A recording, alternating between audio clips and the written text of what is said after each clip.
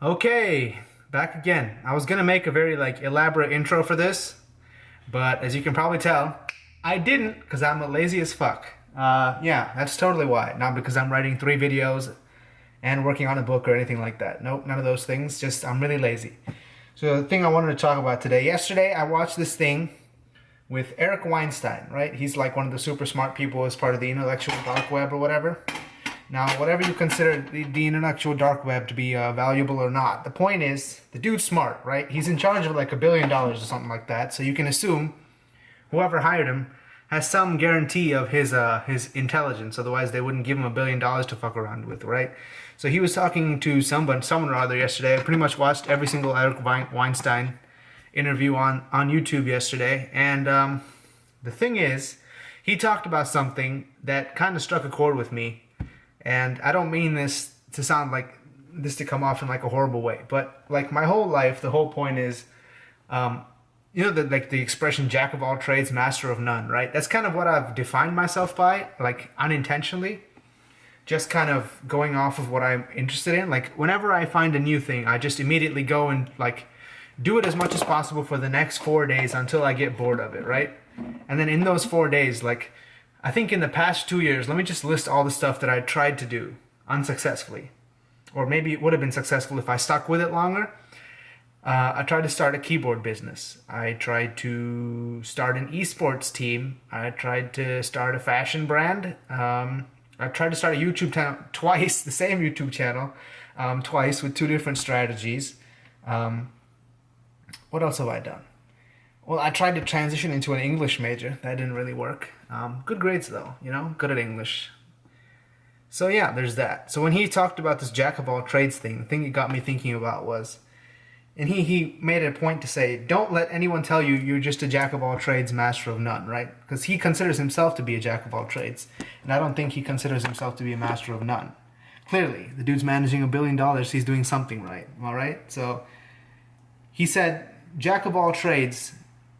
When people say that, they're just being dismissive of you because they haven't done nearly as many things as the person who's done many things jack of all trades has done.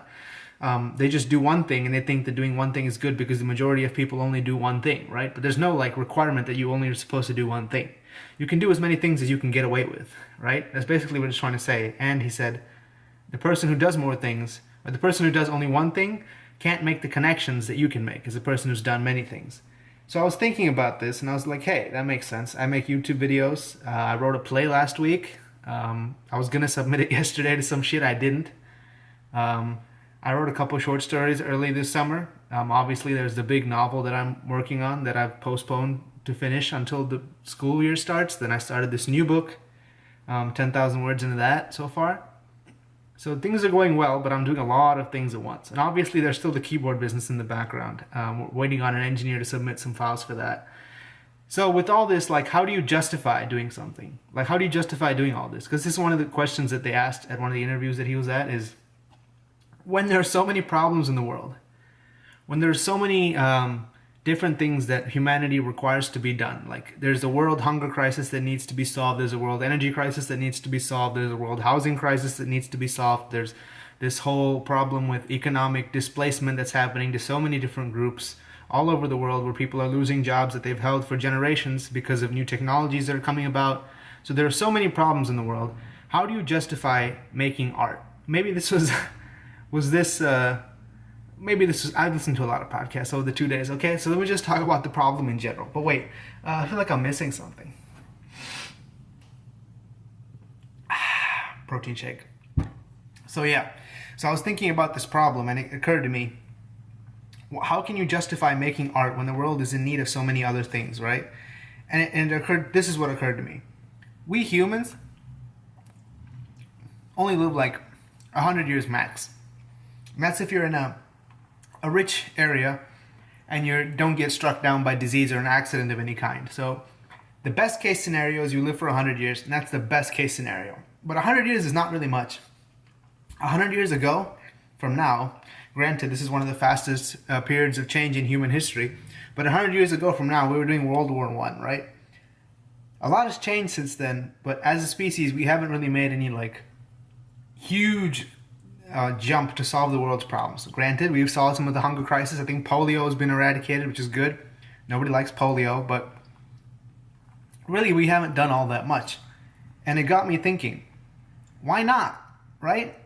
In one lifetime, you're not gonna solve the whole world's problems. You're not gonna, if you dedicate your entire life, you might solve one problem. One problem. And it's gonna take your whole life to solve that, right?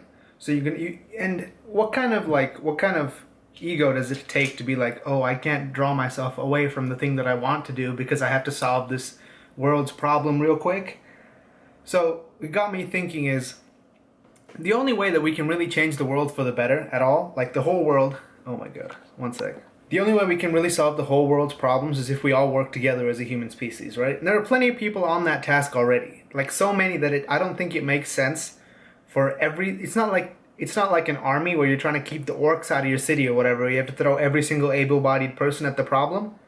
Because, and I talked about this in a previous video, it's like the whole, like, all the revolutions don't come only from science, right? Like, science has technological revolutions, yes, but there are also revolutions in other fields, right? Like, technological revolution can spur artistic revolution, but it can also happen the other way around. Like, if you come up with some, like, significant new way of approaching things, which I talked about before also when I talked about the, on, what were we talking about, episode 3, I think, or 4, or whatever? When I talked about the anti-narrative, it's like, if you find a way to, like, express that in a way that can actually make it to the mainstream, you're probably going to help a lot of people. Not just artists and other type of more perceptive people, but also the people who deal with, like, hard numbers and stuff like that. You can probably help those people out too. That just because ideas are ideas, and whoever has a good idea, it doesn't matter if you're an artist or not. So really the point is, dedicate yourself to doing whatever you want to do, right? Because that seems like the only way to go about it. Because I think, was it Jim Carrey's dad who said this or something? He's like, if you dedicate yourself to doing something, or you give up on doing what you want to do and you settle for doing what people say you should do, you could fail at that too. Like, there's no guarantee of success in that. So why would you want to fail at something you don't even want to do when you could be failing at something you at least want to do, right? Okay. Hard cut. So another thing I want to talk about is The Incredibles 2. I saw that on Tuesday, last Tuesday, and it's garbage. That's basically my pronouncement on that topic. It fucking sucks. I loved the first Incredibles. It came out in 2004. I thought it was amazing. Maybe the best movie Pixar's ever made, and I know a lot of other people consider it to be that too. And I've watched it like so many times, so many times that, like, my whole family watches this movie together just because it's a family movie, and we, like, know the whole script by heart. We, like, say the dialogue during the scenes as they happen, stuff like that. And so this movie meant a lot to us, obviously, because we're, like, all grown up now. We watched it when we were, like, around the ages of where the kids were when the first movie came out. So, like, now it's like looking back at our childhood. And Incredibles 2 is so bad. Like, it's written and directed by Brad Bird, the same guy who made the first movie. Which kind of makes sense. But then you realize that, hey, this movie doesn't get the first movie at all. It's like the second movie is like approaching the same problems as the first movie did without treating the conclusion that the first movie reached with any kind of reverence at all. Like, it just throws that away and we start from stage 1 all over again.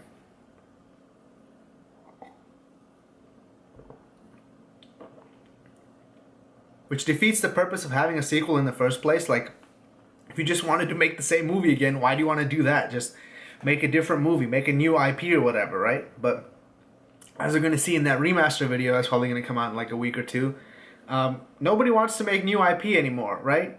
Just because the budgets associated with everything have blown up to such a degree. It's like, let's make 5 out of the 7 movies we have in our production budget this year. Let's make 5 of them remakes and then 2 of them new IP. Because you do need something to feed that, like, that you need to churn out some movies that are new. You can't keep making a franchise movie every single year because you're going to run out of franchises at some point, right? When you run out of franchises, what do? You can't make Incredibles 14 after you just put out 13 Incredibles movies in 3 years. Like, it's not going to go. Part of the reason this movie sold so well is because it's an event. Like, it took 14 years to get this movie made, and it's garbage at the end, by the way. And when this movie was first announced, I told my sister, like, I think they ran out of ideas. Because if they wanted to make an Incredibles 2, which it was set up for Incredibles 2, by the way, because the movie ended with, like, this little introduction of this little villain or whatever at the end. And they set it up for a sequel, but they never made it. And I was always like, okay, yeah, I don't care if they didn't make it because the first one was so good. But then, 14 years later, when you make a second one, it only really means one thing. It means you're completely creatively bankrupt. And it seems like the entire movie industry is creatively bankrupt as a totality. Like, no one's making any creative new movies on a big budget anymore. The most creative thing we've had is fucking Infinity War this year, and that's like a tentpole franchise movie, and it's not even that creative. It's just a comic book that they adapted to the screen. Like, how creative can you be with that, right? Which is what got me thinking about YouTube again, because everything in the world gets me thinking about YouTube. So this time when I started thinking about YouTube, I looked at it through the lens of The Incredibles 2. It's like every single person is just making a new Incredibles 2. That's what everyone on YouTube is doing, and I've spent the last 4 or 5 days just combing through anime channels, because I know some people now that would benefit them to know what other people are doing in AniTube. So I just spent like 4 days looking all through anime YouTube, and it's all Incredibles 2s, which means there's an Incredibles, which I'm assuming they're either taking inspiration from Explanation Point or Gigi Bro, and they're just doing the same thing again, but worse, because it's Incredibles 2. How much better can it be than the original? It can't be, because you're doing the same thing.